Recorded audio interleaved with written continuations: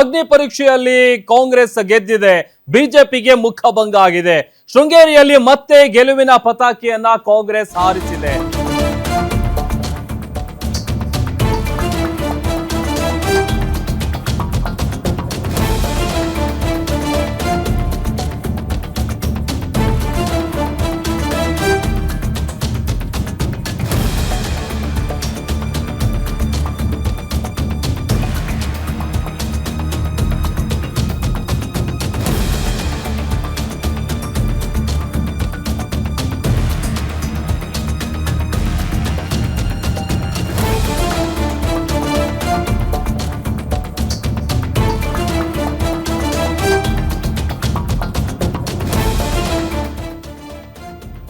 ಅಗ್ನಿ ಪರೀಕ್ಷೆಯನ್ನ ಕಾಂಗ್ರೆಸ್ ಗೆದ್ದಿದೆ, ಅಲ್ಲಿಗೆ ಬಿಜೆಪಿಗೆ ಮತ್ತೆ ಮುಖಭಂಗ ಆಗಿದೆ. ಶೃಂಗೇರಿಯಲ್ಲಿ ಮತ್ತೆ ಗೆಲುವಿನ ಪತಾಕೆ ಹಾರಿಸಿದೆ ಕಾಂಗ್ರೆಸ್.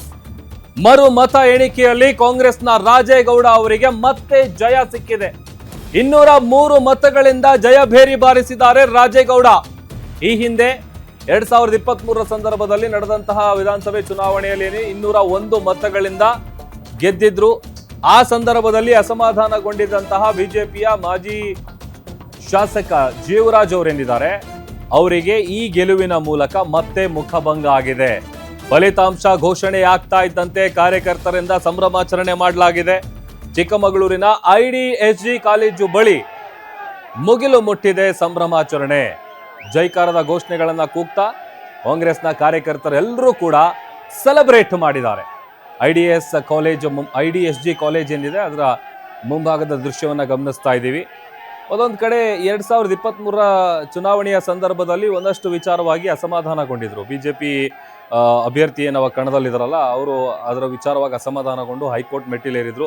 ಅದಾದ ಮೇಲೆ ಈಗ ಮರು ಮತ ಎಣಿಕೆ ಕಾರ್ಯ ನಡೀಬೇಕು ಅನ್ನುವಂಥ ಒತ್ತಾಯ ಕೇಳಿಬಂದಿತ್ತು. ಅದೇ ಪ್ರಕಾರವಾಗಿ ಅಂದಿನ ಚುನಾವಣಾಧಿಕಾರಿಗಳು ಅದನ್ನು ಪರಿಗಣನೆಗೆ ತೆಗೆದುಕೊಳ್ಳದೆ ರಾಜೇಗೌಡರನ್ನ ಅವರು ವಿನ್ ಆದ್ರು ಅಂತೇಳಿ ಅನೌನ್ಸ್ ಮಾಡಿದ್ರು. ಅದಾದ ಬಳಿಕ ಈಗ ಯಾವಾಗ ಫಲಿತಾಂಶ ಘೋಷಣೆ ಆಯಿತು, ಅದಾದ ಮೇಲೆ ಸಂಭ್ರಮಾಚರಣೆ ಮುಗಿಲು ಮುಟ್ಟಿದೆ. ಪಟಾಕಿ ಸಿಡಿಸಿ ಸಿಹಿ ಹಂಚಿ ಸಂಭ್ರಮ ಪಡ್ತಾ ಇದ್ದಾರೆ ಕಾಂಗ್ರೆಸ್ನ ಕಾರ್ಯಕರ್ತರು.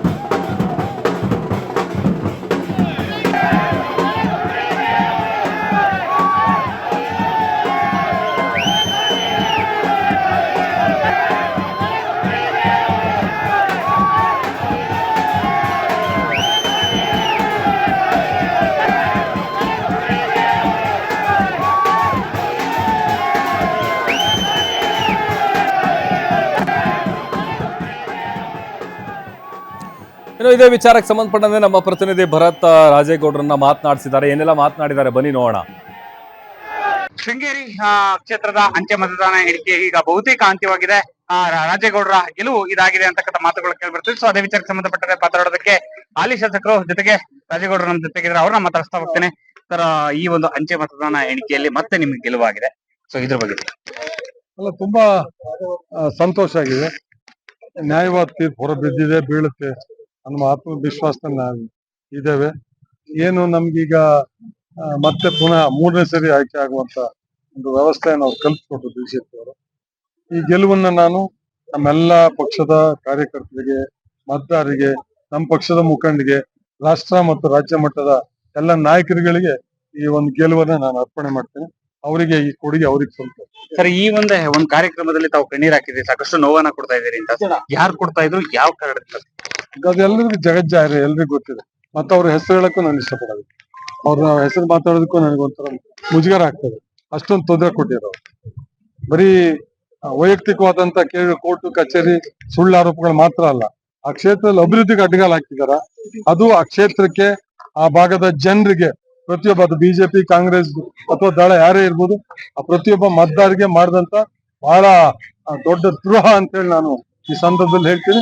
ಆ ದ್ರೋಹಕ್ಕೆ ಅವ್ರ ಬೆಲೆ ತೆರಲೇಬೇಕು ಮುಂದೆ. ಅದು ಸರ್, ಮತ್ತೊಂದ್ ಕಡೆಯಲ್ಲಿ ಈ ಒಂದು ಚುನಾವಣೆ ಎಣಿಕೆ ಅಂದ್ರೆ ಮತದಾನ ಎಣಿಕೆ ಅಂದ್ರೆ ಸಾಕಷ್ಟು ಖರ್ಚುಗಳಾಗ್ತದೆ. ಸೊ ಅದ್ರ ಬಗ್ಗೆ ಅಲ್ಲ, ಇದು ಸರ್ಕಾರಕ್ಕೆ ದೊಡ್ಡ ಮಟ್ಟ ಖರ್ಚಾಗ್ತದೆ. ತಾವೇ ನೋಡಿ ಎಷ್ಟು ಪೊಲೀಸು, ಎಷ್ಟು ಸೆಕ್ಯೂರಿಟಿ, ಆಮೇಲೆ ಎಷ್ಟು ಜನರ ಸಮಯ ಹಾಳು, ಎಷ್ಟು ಅಧಿಕಾರಿಗಳ ಸಮಯ ಹಾಳು, ಎಷ್ಟು ಕಾರ್ಯಕರ್ತರ ಬಂಧುಗಳ ಎಲ್ಲ ಪಕ್ಷದವರ ಬಂಧುಗಳ ಸಮಯ ಹಾಳು.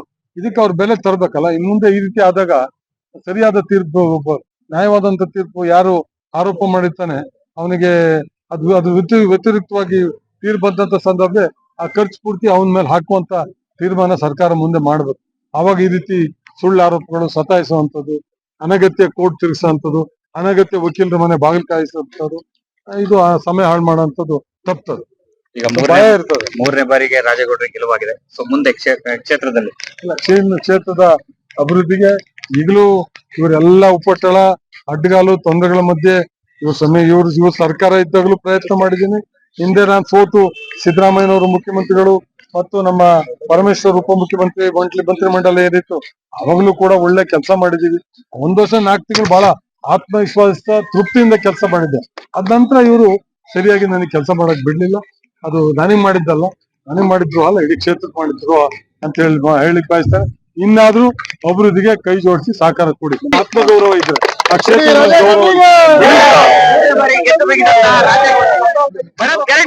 ಚಿಕ್ಕಮಗಳೂರು. ಮತ್ತಷ್ಟು ಡೀಟೇಲ್ಸ್ ಕೊಡ್ತಾರೆ ನಮ್ಮ ಪ್ರತಿನಿಧಿ ಭರತ್, ದೂರವಾಣಿ ಸಂಪರ್ಕದಲ್ಲಿ ಜಾಯ್ನ್ ಆಗಿದ್ದಾರೆ. ಭರತ್, ಮರು ಮತ ಎಣಿಕೆ ಕಾರ್ಯದಲ್ಲೂ ಬಿಜೆಪಿಗೆ ಅಗೇನ್ ಮುಖಭಂಗ ಆಗಿದೆ. ಜೊತೆಗೆ ಸೆಲೆಬ್ರೇಷನ್ ಹೆಂಗಿದೆ, ಡೀಟೇಲ್ಸ್ ಕೊಡ್ತಾ ಹೋಗೋದಾದ್ರೆ? ಖಂಡಿತ ಪ್ರಭು, ಏನು ಶೃಂಗೇರಿ ಕ್ಷೇತ್ರದ 2013ರ ವಿಧಾನಸಭಾ ಚುನಾವಣೆಯ ಅಂಚೆ ಮತಗಳ ಮರು ಎಣಿಕೆಗಾಗಿ ಏನು ಬಿಜೆಪಿ ಅಭ್ಯರ್ಥಿ ಜೀವರಾಜ್ ಅವರು ಒಂದು ನ್ಯಾಯಾಲಯದ ಮೆಟ್ಟಿಲನ್ನ ಏರಿದ್ರು. ಏನು ಅಂಚೆ ಮತಗಳಲ್ಲಿ ಲೋಪವಾಗಿದೆ, ಹಾಗಾಗಿ ಅಂಚೆ ಮತಗಳನ್ನ ಮರು ಎಣಿಕೆ ಮಾಡಬೇಕು ಅಂತಕ್ಕಂಥ ದೃಷ್ಟಿಯಲ್ಲಿ ಆ ಒಂದು ನ್ಯಾಯಾಲಯದ ಮೆಟ್ಟಿಲನ್ನ ಏರಿದ್ರು. ಅದ ಹಿನ್ನೆಲೆಯಲ್ಲಿ ನ್ಯಾಯಾಲಯ ಕೂಡ ಒಂದು ಆದೇಶವನ್ನು ಹೊರಡಿಸಿತು. ಏನು ಅಂಚೆ ಮತಗಳ ಮರು ಎಣಿಕೆ ಕಾರ್ಯ ಆಗ್ಬೇಕು ಅಂತಕ್ಕಂಥ ನಿಟ್ಟಿನಲ್ಲಿ ಇವತ್ತು ಜಿಲ್ಲಾಡಳಿತ ಎಲ್ಲ ರೀತಿಯ ಸಿದ್ಧತೆಯನ್ನು ಮಾಡಿಕೊಂಡು ಚಿಕ್ಕಮಗಳೂರಿನ IDSC ಕಾಲೇಜು ಆವರಣದ ಒಳಭಾಗದಲ್ಲಿ ಈ ಒಂದು ಅಂಚೆ ಮತಗಳ ಎಣಿಕೆ ಕಾರ್ಯವನ್ನ ನಡೆಸಿದ್ರು. ಸೊ ಸಂಜೆ ಹೊತ್ತಿಗೆ ಅವರ ಒಂದು ಫಲಿತಾಂಶ ಹೊರಬಿದ್ದಿರ್ತಕ್ಕಂಥದ್ದು. ಏನು ಮತ್ತೆ ಒಂದು ರಾಜೇಗೌಡರಿಗೆ ವಿಜಯದ ಹಾರ ಅವರ ಕೊರಳಿಗೆ ಬಿದ್ದಿರತಕ್ಕಂಥದ್ದು. ಏನೋ ಕಳೆದ ಬಾರಿ 201 ಮತಗಳಿಂದ ಜಯಬೇರಿ ಬರ್ತಿದೆ. ಈ ಬಾರಿ 2 ಮತಗಳು ಹೆಚ್ಚಿಗೆ ಆಗಿ ಅಂದ್ರೆ 203 ಮತಗಳನ್ನ ಪಡೆದು ರಾಜೇಗೌಡರು ಗೆಲುವನ್ನ ಸಾಧಿಸಿರತಕ್ಕಂಥದ್ದು. ಅದರಿಂದ ಏನು ರಾಜೇಗೌಡರ ಗೆಲುವಿನ ಹಿನ್ನೆಲೆಯಲ್ಲಿ ಇದೀಗ ಅಧಿಕೃತ ಒಂದು ಮಾಹಿತಿ ಮಾತ್ರ ಹೊರಬೀಳ್ಬೇಕಾಗಿದೆ. ಸೊ ಹಾಗಾಗಿ ಇದೀಗ ಒಂದು ಕಾಂಗ್ರೆಸ್ ಕಾರ್ಯಕರ್ತರ ವಿಜಯೋತ್ಸವ ಜೋರಾಗಿ ಮುಗಿಲು ಮುಟ್ಟಿದೆ. ಜೊತೆಗೆ ಪಟಾಕಿ ಸಿಡಿಸುವುದರೊಂದಿಗೆ ಕಾರ್ಯಕರ್ತರು ಒಂದು ಹೂವಿನ ಹಾರವನ್ನು ಹಾಕುವುದರ ಮೂಲಕ ತಮ್ಮ ಸಂಭ್ರಮವನ್ನ ವ್ಯಕ್ತಪಡಿಸಿದ್ದಾರೆ. ಮತ್ತೊಂದು ಕಡೆಯಲ್ಲಿ ರಾಜೇಗೌಡರಿಗೆ ಒಂದು ಘೋಷಣೆಯನ್ನ ಕೂಗೋದ್ರ ಮೂಲಕ ಈ ಗೆಲುವು ನಮ್ಮದಾಗಿದೆ. ಸೊ ಸಾಕಷ್ಟು ಬಾರಿ ನೋವನ್ನ ನೀಡಿದ್ರು, ಆದ್ರೂ ಕೂಡ ನಾವು ಎಲ್ಲೂ ಕೂಡ ಧೈರ್ಯಗಳಿಲ್ಲ. ಸೊ ನಮಗೆ ನ್ಯಾಯಾಲಯದ ಮೇಲೆ ಭರವಸೆ ಇತ್ತು, ಹಾಗಾಗಿ ಈ ಬಾರಿ ನಮ್ಮ ಗೆಲುವಾಗಿದೆ ಅಂತಕ್ಕಂಥ ಮಾತನ್ನು ಕೂಡ ರಾಜೇಗೌಡರು ಹೇಳಿರ್ತಕ್ಕಂಥದ್ದು. ಪ್ರಭು, ಓಕೆ, ಥ್ಯಾಂಕ್ ಯು ಭರತ್ ನಿಮ್ಮೆಲ್ಲ ಡೀಟೇಲ್ಸ್ಗಾಗಿ.